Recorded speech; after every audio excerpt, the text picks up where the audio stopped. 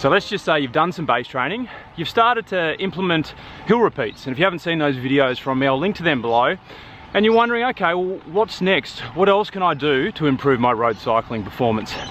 That's what I have in store for you in this video today. So something you should note, if you're going to try or attempt this type of session, you want a decent warm-up before you get to your starting point. I'm going to have about 25 Ks on the clock.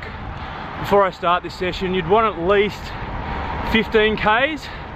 And you sort of start your warm-up. I like to start in my zone 1 for the first 3 to 5, then I cruise out here for the rest of the ride in my zone 2, then we're ready to go.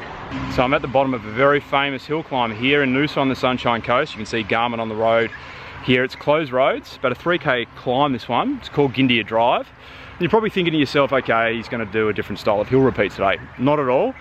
This is going to lead me 3Ks up the road to a circuit. It's an 11K circuit. I'm going to have the GoPro running. I'm going to show you, I've got a little trick on the way up to the circuit that I'm going to show you. And then I'm going to show you 2 laps again on the GoPro, different things that I'm doing. And as always, I've got a little bonus tip for you at the end of the video. So let's get into it. So before we get into this training ride, if you just landed on the channel, this is where I do weekly cycling videos, many surrounding training and performance. So if you get value out of this video today, please consider supporting my efforts by subscribing to the channel below. So what am I doing here? First things first, I know there will be some critical people out there surrounding my methods here. So I wanted to set the expectation that this training session is a session that has helped me personally take my road cycling to the next level. A session that I learned through years of being coached by a very well-respected coaching company based out of Melbourne called The Hurt Box. But that's not to say this will work for everyone. So the idea here is to absorb the information I'm going to share with you, try it out for yourself for at least a month or 2, and then see how you feel. So this is essentially a 45-minute workout that I'm going to show you here today. That's not including the 25-kilometer warm up and warm down in my zones 1 and 2. So all in all today, it's going to be about a 2.5 hour ride. At the bottom of the screen from the left, you can see time of day, cadence, average power, current power, speed, gradient, and the course. Please note that the gradient isn't overly accurate when we hit the circuit at the top of the climb, and I will jump forward in the video from time to time, so we're not watching the entire 45-minute workout. Some of you might also be looking at this epic closed road that I'm riding on. It's about 3 kilometers in length, one of Noosa's cycling playgrounds, and I'd have to say probably one of Australia's great little cycling spots to ride your bike. I've also had a few questions last time I did a video similar to this. So for those of you out there interested, I'm using a GoPro 7 camera and editing with Garmin Verb for the overlays, and then I use Final Cut Pro for the final production. So the focus of this session is a neglected area for many cyclists out there, I reckon, and that is I'm going to be training my threshold zone. Zone 4, my hour power, a golden ticket to stronger cycling if you can master this zone. But you will note that I have gone out of the blocks here rather quickly. I'm lurking around my zones 5 and 6. Now, a little test I like to do with you at home right now, even though I can't see anyone, put your hands in the air if you've ever done a bunch ride, race, or a competitive ride with your mates around the block and it starts off hard. For all of those out there that are men watching this channel, and I think that's about 93% of you according to my analytics, it's a bit of a dick swinging contest, isn't it? This happens all the time. Everyone's going out of the blocks hard, showing off. And look, here's even an example of Melbourne's famous hell ride. This is probably about 5-10 minutes into the ride, and as you can see, there is some seriously hardcore turns going on there. And this going out of the blocks too hard can often be detrimental to the remainder of the ride. Now, keep your hands in the air if you ever train like that. That being starting your training ride hard before bringing it back a little bit. I'm going to put my virtual goggles on here, and it appears to me a lot of people have put their hands down. So let me know in the comments below section if that was you. It is interesting though when you have a think about it. So here what I'm doing is I'm working hard out of the blocks, at a relatively low cadence.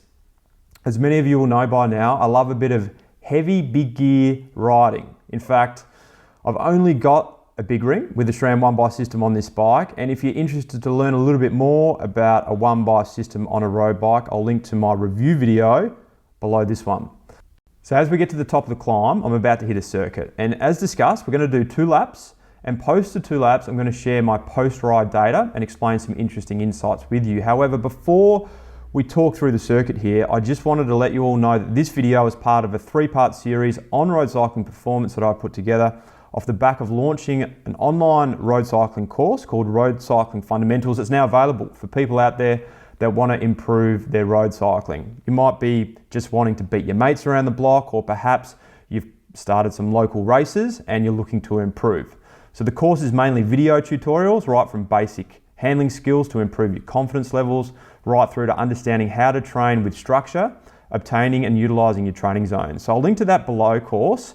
And as a thank you to my YouTube audience, I've got a discount code, and please note that the launching special discount code expires within 24 hours of this video launch, which literally makes the course the same price as buying a cycling kit, but I'm confident the course will change the way you ride forever.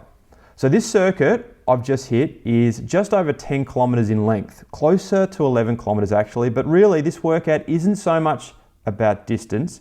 It's more about time of effort and conditioning myself to ride with big pressure on the crank for a long period.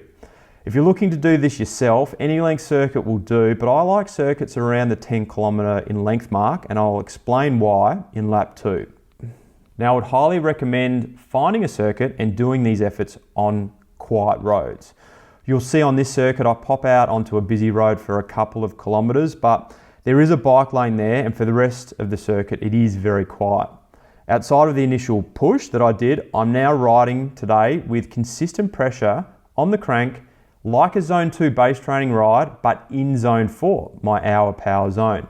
And for this ride, I'm only using 3 gears. In fact, I'll stay in 2 gears for 95% of the time, which for me is a 52 front, and I'm on the 13 and 14 cog on the rear.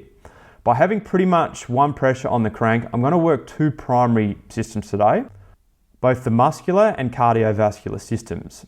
It's actually quite interesting working both systems, as you can start to feel the effects. So when I'm riding up an incline, the cadence drops down and fatigue starts to build in the muscle. Then when I'm on the flats or going downhill, the cardio system takes over and my breathing rate increases. So working both these systems in training essentially gives you a more agile weapon, that being yourself, come event or race day. Now, one measure I wish I had for you here is my heart rate. While I had my heart rate monitor on and a fresh battery raring to go, for technical reasons, I couldn't connect it today, despite standing on the side of the road for about 10 minutes, getting eaten alive by mosquitoes. So my apologies, but the reason why heart rate would be interesting to note today is to gauge any increase in my average heart rate from lap 1 to 2. Similar to a cardio drift session in zone 2, measuring our base fitness, we could measure our condition in zone 4, 1 lap to the next. What happens in lap 1 and then what happens in lap 2. A really great way to test and see where you're at. But for today, what we'll do is measure the time it takes for me to complete 1 lap to the next. Now I need to emphasize here that I'm keeping pressure on the crank the entire time. The only time I stop pedaling is at an intersection where I need to ensure I'm being safe in regards to potential traffic. So what you will see at the end of this ride, when I share some data with you, is that my average power and my normalized power, and normalized power is an averaging method used to compensate for changes in ride conditions, my average versus normalized will be very similar because I'm pretty much pedaling the entire time. This, my friends, builds some serious fatigue into the muscles. Unless we're climbing a big mountain, most of us are on and off the pedals when we ride and train, coasting down the hills and racing up them with varying pressures on the flat sections. It's normally dictated by the fatigue of the group or the testosterone levels of your side-by-side riding partner.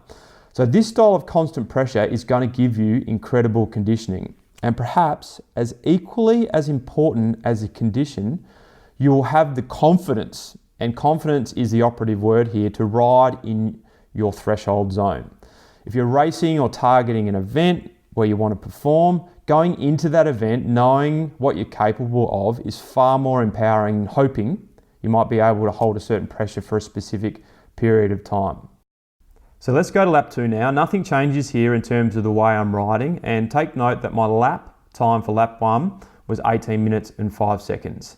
What I find interesting in lap 2 is that I start to find a rhythm. While the lactate is clearly present and my legs really start to scream at me here, things have become slightly less uncomfortable because my body has almost become induced by its current state. It's actually quite an amazing physiological experience when you ride like this on your hour limit essentially, but with some form of rhythm. You see, most people don't experience this type of feeling because the only time they will ride their threshold zone for long periods is if they're in an environment like a race or they're chasing a wheel in an event where there is no rhythm. Things are quite sporadic.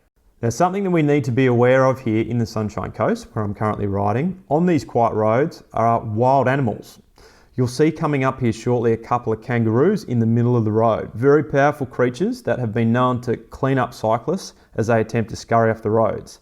And as you can see, there they hop away off the roads there.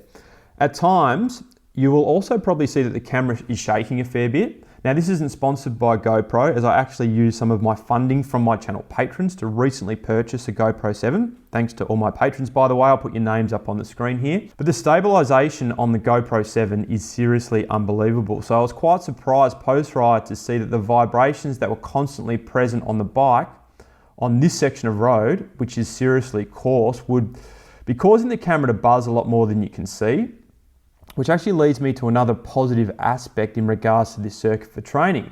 Rough country roads, they slow the bike down while creating vibration through the bike into the body, ultimately adding additional levels of fatigue into the working muscles, which makes this an even tougher workout. Now, before we get to the end of lap 2, where I will share the post-ride numbers with you, I want to share with you why I like a 10-kilometre circuit in length. You see, for me, it's a great building block length. So for example, when I'm at the start of a training block or perhaps my fitness levels aren't at a good level, I can come here and do, say, the Gyndia Drive climb, followed by 1 lap, and that would be workout done. Then perhaps when I come back next week, week 2, I come back and do 2 laps. Week 3, 3 laps, before having a rest week. Then I could continue to build from there, maybe working myself towards 5 laps, depending on the requirements for the target event. Now, that doesn't mean a 5-kilometre or 15-kilometre circuit won't work, but I like the agility of 10 kilometres. Plus, once you're locked in on that 2nd or 3rd lap, that's it. There's no pulling out earlier, which could be enticing on, say, a 5-kilometre circuit. So finishing off lap 2 here, I've completed this lap in 17 minutes and 53 seconds. So that is 12 seconds faster than lap 1. Now, some of that could be down to the momentum I had into lap 2 versus pulling out onto the circuit in lap 1 after the initial climb, and some of that would be down to the rhythm that I found in lap 2. But the good news is that the time hasn't gone backwards in lap 2, a good sign that I have conditioning for the 45-minute workout. But it would be interesting to see what would happen on lap 3, but perhaps we can save that one for another day. My power numbers here indicate a solid session. So the average power versus the normalized are very similar, as I mentioned earlier. 10 watt difference, which proves the consistency on the crank for the entire session. You can also see that my average power and my normalized power sits at the top end of my threshold zone 4, a very solid workout indeed. So let's check out my red face post lap 2 for the bonus tip. So the bonus tip is that I'm cooked after that ride. It's bloody tough doing that type of circuit training. And I know many of you out there, you're just starting to get into more structured training on your road bike. So if you're just going to start getting into this type of training, circuit training, make sure the next day, well, number one, make sure you recover on the way home. So I'm going to ride zone 1, zone 2 on the way home, but the next day, don't go smash it with your mates, don't go do fast bunch rides. Give your body the opportunity to rest and absorb what you've just done. So go do a zone 2 ride, cruise around, do a coffee shop ride, whatever, but just absorb what you've just done to yourself, and you'll get a lot stronger on the bike.